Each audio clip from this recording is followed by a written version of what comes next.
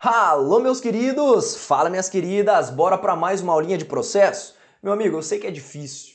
Eu já estive no seu lugar, acredite. E tem horas que você sequer aguenta olhar para minha cara de novo. Eu vou pedir, por favor, para que você tenha paciência e siga firme na caminhada. Agora, eu preciso entrar com você numa temática que é mais light, isso é verdade. Estamos falando de um capítulo do Código de Processo Penal chamado de Processo e Julgamento dos Crimes de Responsabilidade praticado pelos funcionários públicos.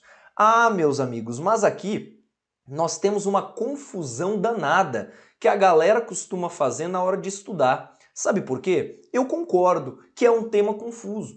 Porque quando você vê a expressão crime de responsabilidade, intuitivamente a sua mente já te leva lá para direito constitucional nos crimes de responsabilidade praticado pelo presidente.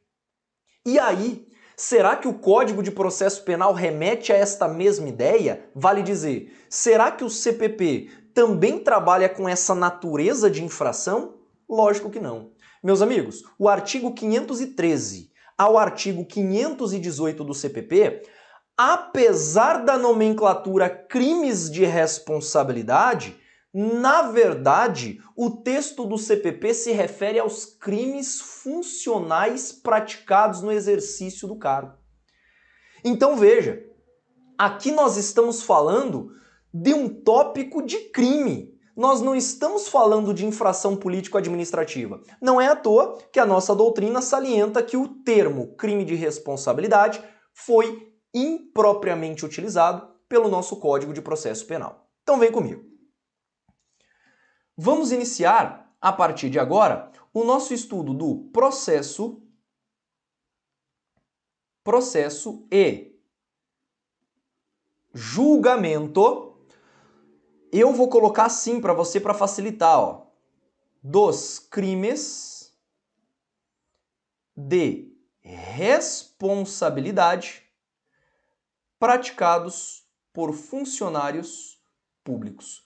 Aí você já vai de pronto, desesperado, me perguntar, Pedro, mas que história é essa de crimes de responsabilidade? Ora, doutor, eu tô falando de uma expressão que foi impropriamente colocada no Código de Processo.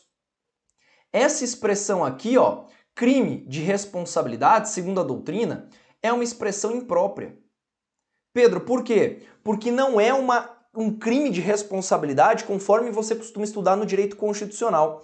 Na verdade, a lei remete à ideia dos crimes funcionais. Vale dizer, dispositivos estes previstos no artigo 312 até o artigo 326 do Código Penal. O 327 é uma norma penal explicativa, tá? Que vai definir o que é funcionário público. Então aqui para nós, o nosso termo, esse assunto da matéria, estuda o processo e o julgamento dado, ou seja, estamos diante de um tratamento protocolar diferenciado dado aos crimes funcionais.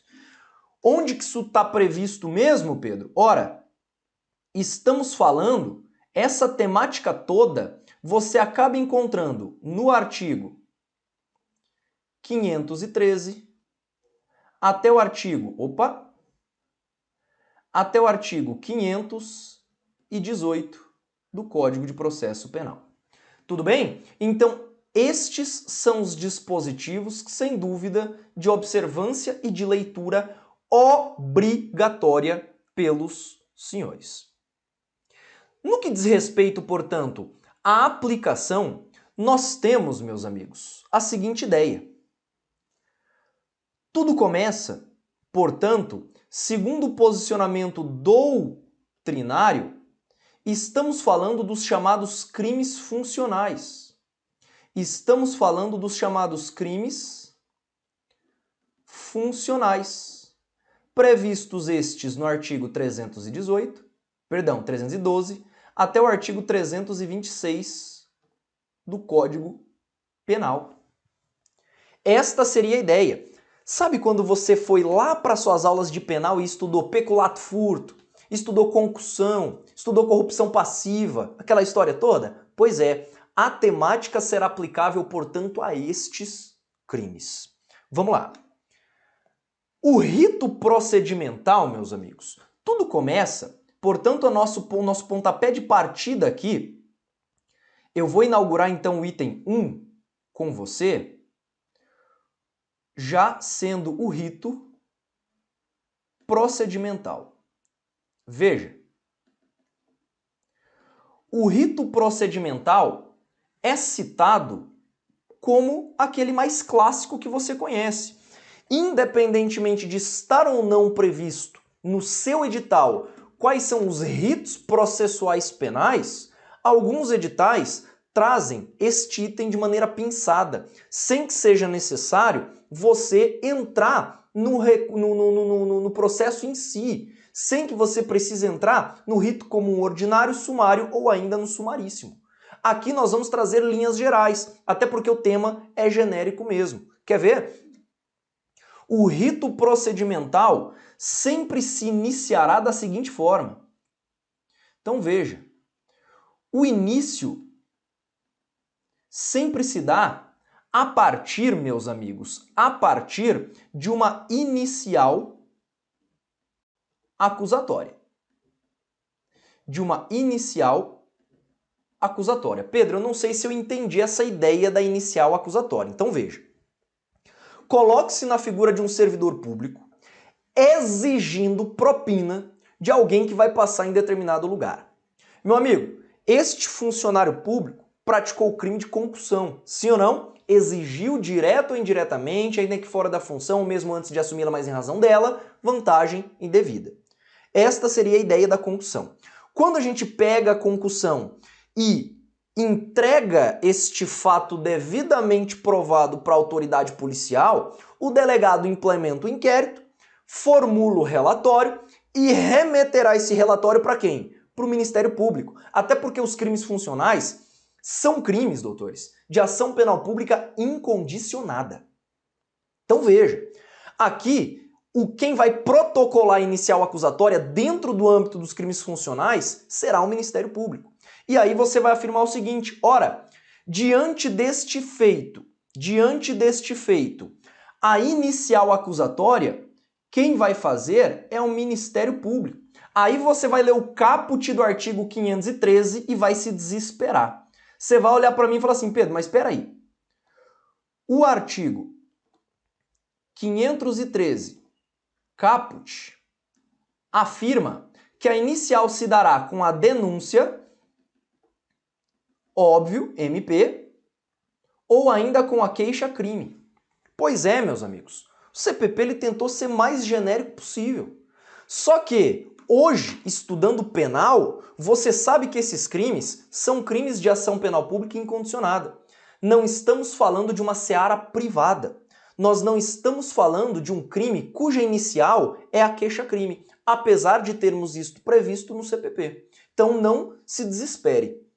Avance, então, aqui comigo. Tudo começa, portanto, com a inicial acusatória formulada pelo Ministério Público. Doutor, este Ministério Público, ao remeter a inicial acusatória para o juiz, olha que feito interessante. O juiz, ele vai receber esta inicial acusatória e deverá, sempre esta inicial, repare que isso é importante, hein? Isto vale para qualquer denúncia formulada pelo MP. Essa denúncia, ela sempre será acompanhada com os documentos, com o relatório do inquérito e com todos os elementos probatórios que ensejam o início da ação penal. Então veja que o Ministério Público aqui está simplesmente oferecendo a denúncia devidamente fundamentada, sempre com os documentos que vão instruir esta inicial. O juiz vai receber isso, claro, não é? E vai deferir ou não a medida. Só que aqui, esse é o ponto mais importante de todo o procedimento. Repare, o juiz, antes de decidir acerca do recebimento, Antes do juiz decidir sobre o recebimento ou não da denúncia, veja, meus amigos, veja, o juiz vai basicamente intimar o funcionário público para prestar uma coisa que nós chamamos de resposta escrita. Ah, meus amigos, sem dúvida, o ponto de destaque é esse. É a cerejinha do bolo que sempre cai em prova. Num procedimento normal, o juiz, ele decide acerca do recebimento ou não da inicial e depois solicita a resposta escrita em um prazo de 10 dias. Só que aqui não. Aqui o juiz antes dele receber, ele vai acabar decidindo. Antes dele receber, ele vai intimar o funcionário público para que seja oportunizada uma explicação, digamos assim, acerca dos fatos. E aí olha que ponto interessante. Isso é o que mais cai em prova. Esta resposta escrita será dado a um prazo de 15 dias para que o funcionário público faça esta resposta escrita. E olha que ponto interessante. A oportunização da resposta escrita é obrigatória. É obrigatória, meus amigos, sob pena de nulidade da inicial acusatória. Então repare, exercitar ou não essa resposta escrita pode ser uma estratégia da defesa, mas a intimação para que ele ofereça a resposta escrita, isto é obrigatório. Tudo bem? Deu para entender? Então, muito cuidado com este aspecto. O juiz, antes de decidir, ele intimará o funcionário público para que ele preste uma resposta escrita em um prazo de 15 dias, normalmente impugnando a inicial acusatória do Ministério Público. Bacana? Permita-me colocar uma observação jurisprudencial aqui para você, que eu acredito que seja bastante relevante aqui para nós. No HC 96058 de São Paulo, o STF, repare, o STF determina observância obrigatória do procedimento. Aí você vai falar para mim, Pedro, mas você já não falou isso aqui atrás? Pois é. Nós temos, meus amigos, uma súmula, olha a envergadura disso, hein? Nós temos uma súmula que é a súmula 330 do STJ, que acabou afirmando um absurdo. Essa porra teve que subir lá pro STF. O STJ, na súmula 330, falou que quando a denúncia for acompanhada do inquérito, isso dispensa a resposta escrita. Doutor, isso flagela de morte o procedimento legal, o princípio da legalidade. A legalidade expressamente prevista no Código de Processo. E aí, diante da súmula 330 do STJ, a defesa impugnou o STF. Falou, mas que porra é essa? Que não se observa a lei. Agora a jurisprudência é mais potente do que a lei determinada pelo legislador? Não pode. E aí o STF determinou, portanto, que a observância é obrigatória sim, ainda que a denúncia seja instruída pelos autos do inquérito. Então a banca, às vezes, vez ou outra, né, ela acaba trazendo essa dicotomia. Você já está blindado. Superado isso, eu avanço. Letra C, ainda no rito procedimental. Letra C. Aí você pode me indagar. Pedro, e se não for encontrado? E se não for encontrado o funcionário público na sua residência? E se o juiz tentou intimar o cara, mas ele não estava na sua residência? O que o Código de Processo Penal determina que seja feito? Ora, diante deste caso, o CPP ele falou o seguinte, ora, neste caso, não havendo não conhecida a residência ou ele estiver fora, neste caso ser-lhe-á nomeado um defensor. O juiz vai nomear um defensor para que este defensor, repare, para que este defensor de fato proteja, realize a defesa escrita desse funcionário público. Pode ser um defensor nomeado ou ainda, normalmente, isso é encaminhado para a advocacia, para a defensoria pública, melhor dizendo, né? Então, diante desse contexto, só por ele não ter residência, isso não vale. Eu preciso citar para você também o artigo 514 caput. Todo esse rito de 15 dias que eu falei para você, você encontra no artigo 514, lá no caput. Só que o 514 fala nos crimes afiançáveis. Doutor, lógico, do 312 ao 326, todos os crimes são de fato afiançáveis. Então nós podemos até afirmar que essa parte do texto de lei é texto morto. Porque, por uma obviedade extrema, você que já estuda há um tempo sabe que os crimes, como regra, são afiançáveis. Nós temos crimes chamados de inafiançáveis, aí sim não caberá. Mas, doutor, não são crimes funcionais. Quer ver? Pelo menos não como regra, né? Nós temos racismo, crime de ação armada, crimes hediondos e as formas equiparadas.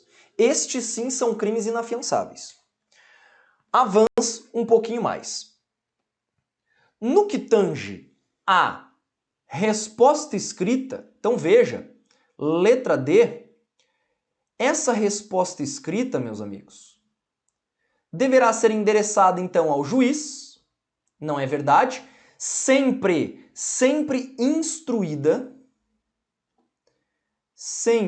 instruída com documentos ou ainda com justificações.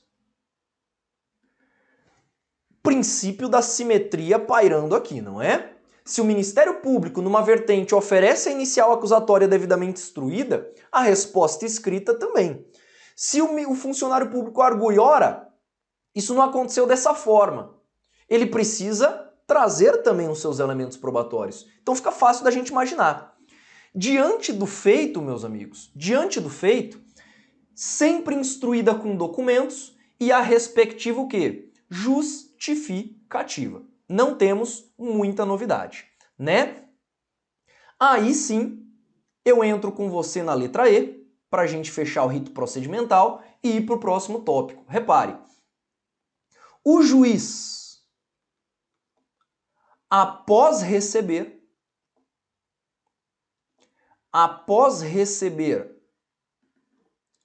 a resposta escrita, aí sim o juiz decidirá. Aí sim o juiz decidirá se aceita ou não a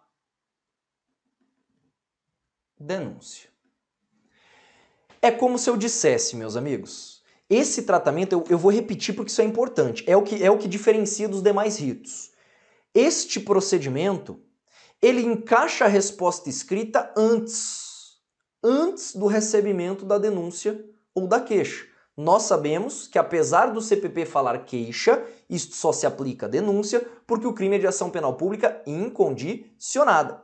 E aí, o juiz, eu já vi questões de prova trazendo o seguinte, vou até citar para você, primeiramente, aqui o seguinte, nós podemos afirmar, portanto, que existe um controle jurisdicional, olha o termo, a posteriori. A posteriori. Nossa, Pedro, por que a posteriori? Ora, o juiz primeiro vê a inicial acusatória, oportuniza a resposta escrita e depois ele verifica se vai ser viável ou não o processo. Percebeu? Vai lá para suas aulas de direito administrativo. Lá você costuma estudar justamente esses ritos particulares, Lá você vê controles sendo feitos no que tange ao âmbito dos poderes. Aqui a ideia é basicamente a mesma. Visto isso, eu entro agora na questão cobrada na prova do DPEM 2021. Quer ver só? Item de número 2. Meus amigos, o juiz, eu vou até nomear o item assim, ó, rejeição da denúncia. Rejeição da denúncia. Segundo o artigo 516 do CPP, segundo o 516, veja, o juiz ele rejeitará a inicial. O juiz rejeitará a inicial, mais uma vez o CPP cita queixa, crime ou denúncia, mas você já entendeu a ideia, né? O juiz ele deve rejeitar sempre em despacho o quê? Fundamentado. Se pela resposta do acusado ou do seu defensor for comprovado a inexistência do crime,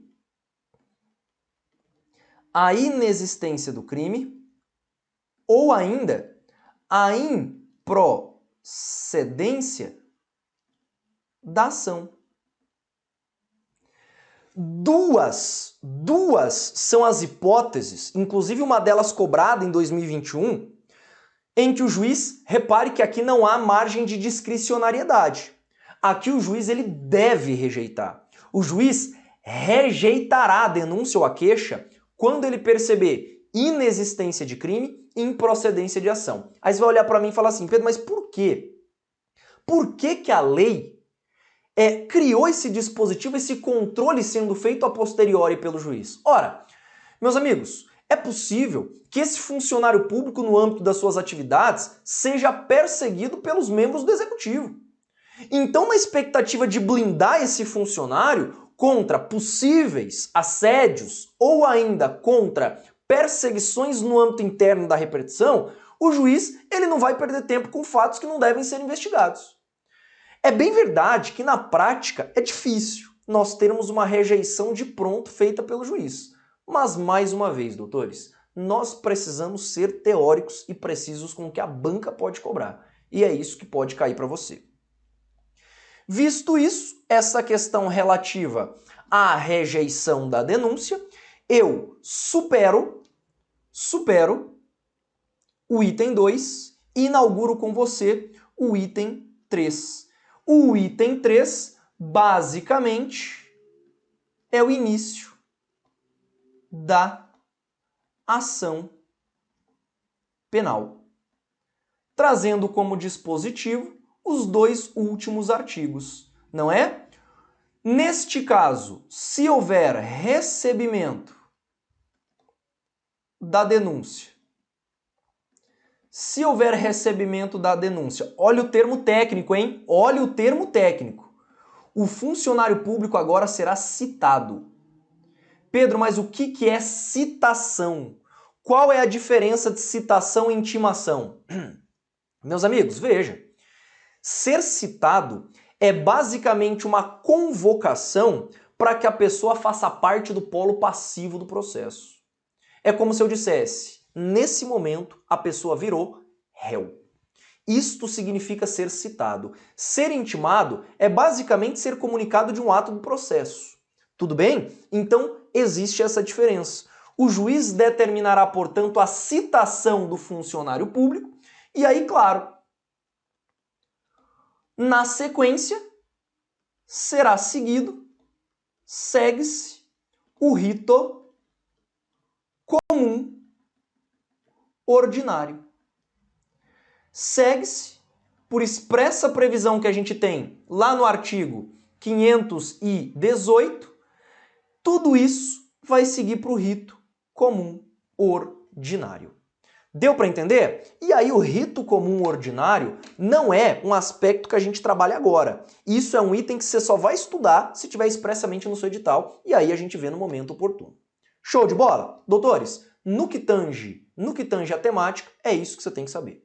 Só isso, claro, grande maioria das questões texto corrido de lei. Não precisava nem falar para você. O que eu fiz aqui foi desdobrar um pouquinho o entendimento para melhor compreensão à luz da nossa doutrina. Fechamos o assunto. Claro, leia o seu material para ter tudo completinho aí nas suas anotações.